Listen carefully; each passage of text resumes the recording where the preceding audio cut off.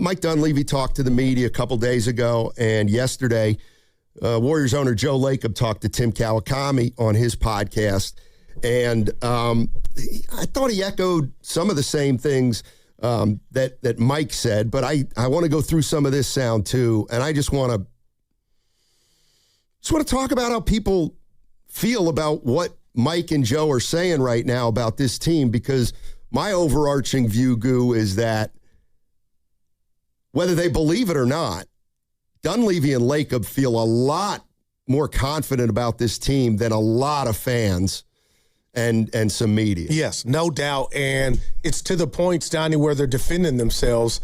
And maybe, one could say, you don't have to. But I got a question just about, and I've been yearning to hear from Joe Lacob, but do you think it's a bad look for the GM to have his owner talk after he just held court? I mean, that came to mind. The timing of it. I mean, San Francisco Gate has a story now that was the worst press conference yet for Mike Dunleavy. That's their opinion. And then the owner talks after that, and I'm just wondering to myself, if Mike had knocked that presser or his version of that presser out the park, would Lacob feel like, okay, I don't have to clear or clean anything up? I mean, we'll go through the sound. What did Lacob clear up? Well, there were 2 trades they were in on. Okay, so what's the difference between Joe Lacob saying there are 2 trades we were in on and Mike Dunleavy saying I'm trying? I wonder why he felt more inclined to talk. I don't know. Because he hadn't been talking in a while and he was probably getting itchy. This is the big thing for me. Lacob was asked why I'll play the yellow one first because that's a big one. Lacob doesn't understand some of the negativity. I'm actually excited about our team. I don't understand what all the negativity is about. There are those out there that are very critical, of course, about everything. There are always going to be some of that. Look, it's sports. Everyone has an opinion. They have a right to their opinion. At least we're being talked about. It's better than not being talked about, right? But I like our team. We did try to make a few moves that you alluded to, that there are 29 other teams looking to do these things, and sometimes they work, sometimes they don't. We just got Jimmy Butler in a very big deal. What was it, 17 months ago? I mean, I don't know what it was. That's a big move. That's a max salary slot. Unfortunately, he's injured. That kind of puts a crimp in some of the things you might be able to do or not do. You certainly can't add another max salary. We don't have any cap room. We have the largest. We're right below the second apron, like tiny amount. We, I think, have the second highest payroll one team is over in the entire league. It's not like we don't spend money. We spend every resource to be as good as we can be, given the circumstances, every year.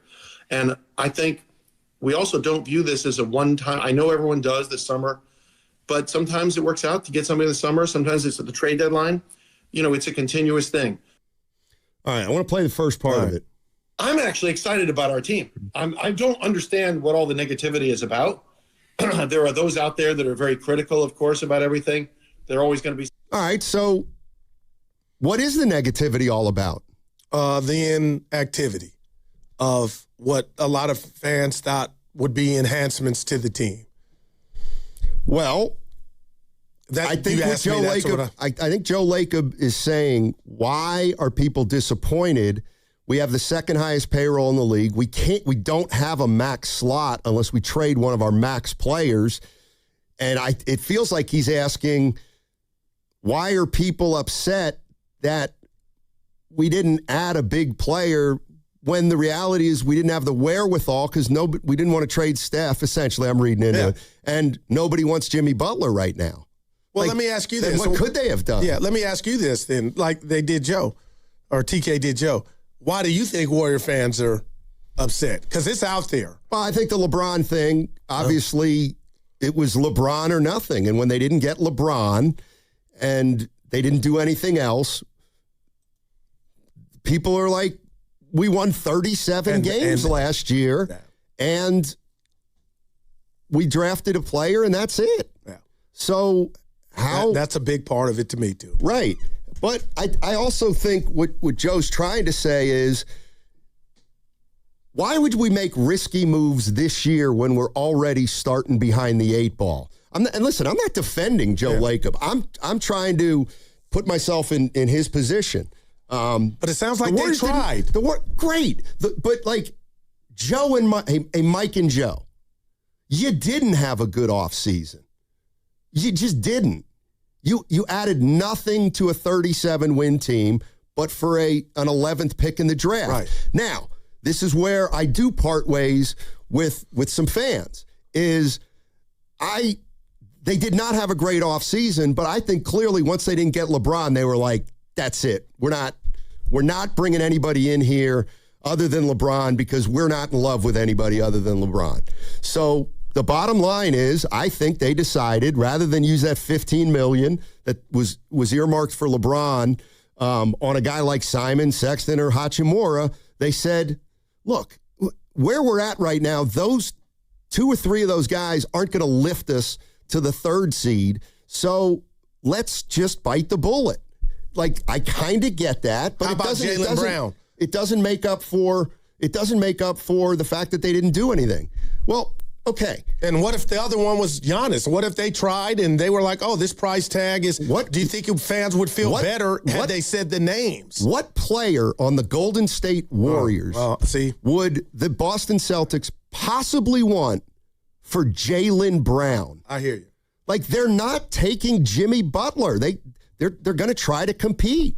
And you know I love Paul George, Donnie, but it ain't Paul George in his prime. You know what I mean? Exactly. But he's better than any Warrior player outside of Steph. I mean, when he plays. So do you felt like both Mike and Joe talked because they are flabbergasted as how much of the fan base, a majority of the fan base feels like, how could you guys just sit idle? Well, yeah, and they're saying we didn't sit idle. We just we couldn't do the things we wanted, and we weren't going to do the things that we weren't crazy about. And so here we are, and now they're going to simply, run it back and hope Jimmy Butler can play and Moses Moody can eventually play. But I like when Joe Lacob said he didn't know Bob Myers was leaving, I didn't know whether to believe him or not. That broke my heart. And so when Joe Lacob says, I'm not sure what the fans are so negative about, I don't know if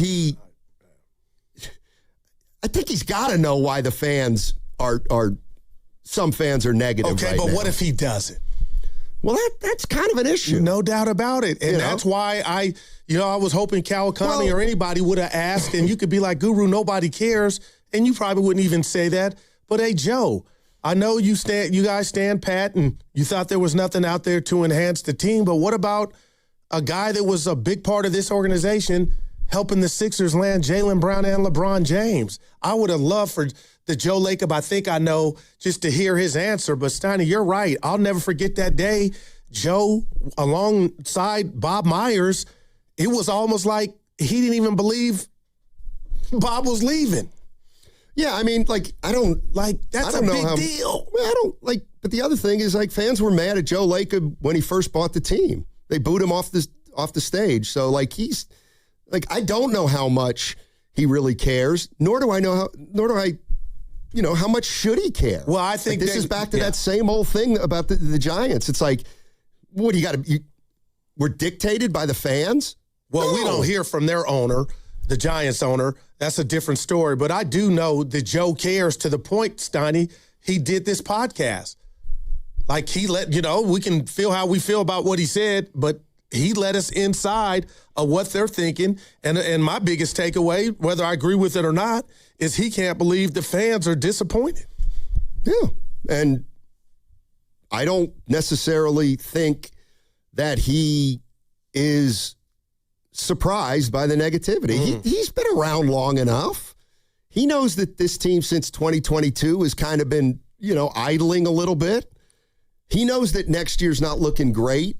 And they clearly made a calculated decision to push their chips toward next summer because they didn't think there was anything good enough to really go after this year. And the hope is that they'll use this year to hopefully, get their younger players as much playing time as possible. But, that's something I'm going to need to see to believe also.